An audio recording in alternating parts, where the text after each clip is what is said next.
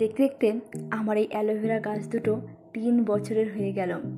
অনেক দিন ধরে ভাবছিলাম গাছ দুটোকে রিপোর্টিং করার কথা, তো অবশেষে আজকে সেই সময় এলো।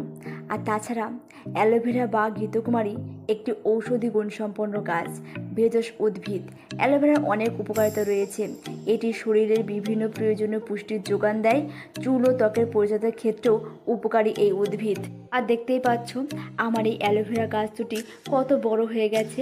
এবার আমি গাছের গোড়ার শুকনো ডালগুলো কেটে পরিষ্কার করে নিলাম, আর গাছের গোড়ার দিকটা কেটে ফেলে দিলাম। আগে থেকে তৈরি করা মাটি টবের মধ্যে নিয়ে নিয়েছিলাম। এবার গাছটিকে টবে বসিয়ে দিলাম। একইভাবে আমি আর একটা গাছও টবে বসিয়ে দিলাম। আর গোড়ার দিকের ডালগুলো নিয়ে ভাবলাম ফেলবো কেন, এগুলো দিয়ে রূপচর্চা ভালোই করা যাবে। তোমরা অবশ্যই ভালো লাগলে একটা লাইক করবে।